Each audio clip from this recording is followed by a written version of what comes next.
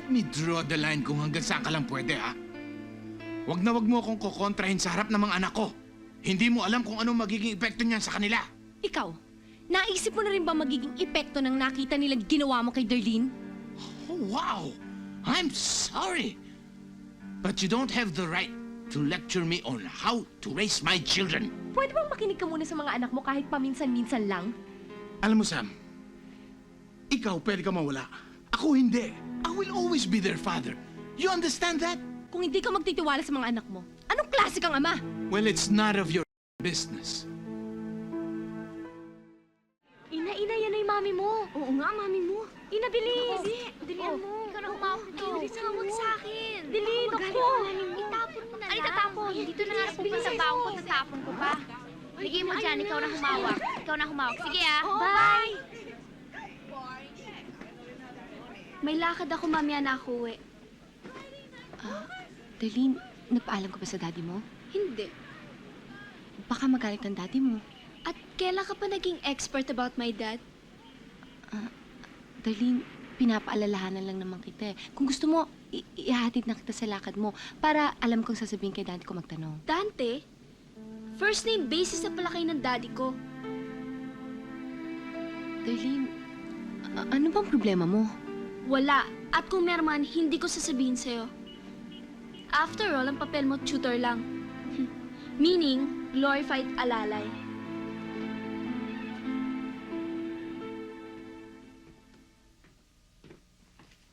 O sige, gawa na tayong homework. Tapos na ako. Tapos na? O sige, kami na lang ni Kuya. Tapos na rin ako. Wow, ang sisipag naman ng mga alaga ko. Akin na yung mga notebooks mo para i-check ko kung tama. Chinek ko na.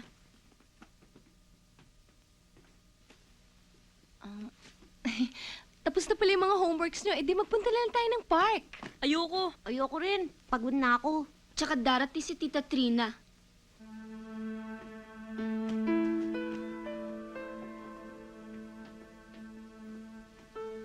Alam mo, Sam, sabi nila ate, dapat daw galit kami sa'yo. Bakit?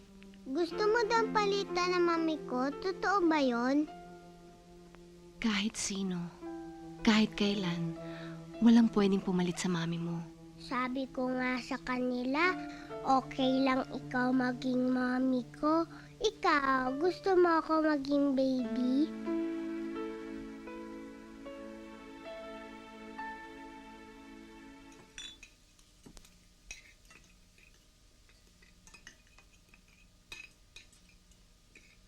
Tita, pwede magpabalat ng prawns?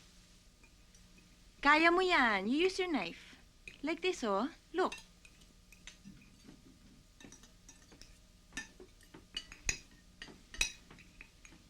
Para saan yan?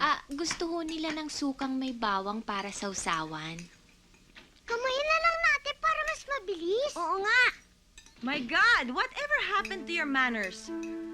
Ito na nga ba ang kinakatakot ko eh. Alam ko kung saan yun nakuha yung asal kalye.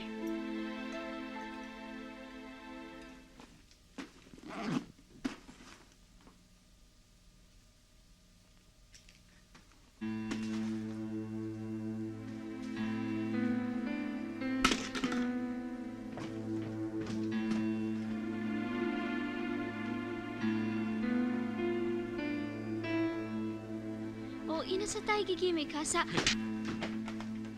Ano to? Daddy, hindi sa akin yan, sa kabarkada ko. Kahit kailan, sinungaling ka! What's with you, huh? You steal and then you lie! Anong susunod? Hindi nga sa akin yan! Why do you even bother to ask me kung hindi ka rin naniniwala sa akin?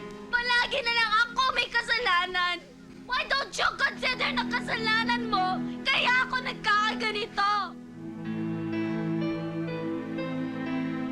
Dante, hindi nga kay Darlene yan. Nakita ko nang inilagay yan sa bag niya. Don't take sides. Especially in front of my children. Kahit na alam kong mali. Paano nila malalaman kung alin ang tama? Let me draw the line kung hanggang saan ka lang pwede, ha? Wag na wag mo akong kukontrahin sa harap ng mga anak ko. Hindi mo alam kung anong magiging epekto niyan sa kanila. Ikaw, naisip mo na rin ba magiging epekto ng nakita nilang ginawa mo kay Darlene? Oh, wow! I'm sorry. But you don't have the right to lecture me on how to raise my children. Pwede bang makinig ka muna sa mga anak mo kahit paminsan-minsan lang? Alam mo, Sam, ikaw pwede ka mawala. Ako hindi. I will always be their father. You understand that? Kung hindi ka magtitiwala sa mga anak mo, anong klase kang ama? Well, it's none of your business.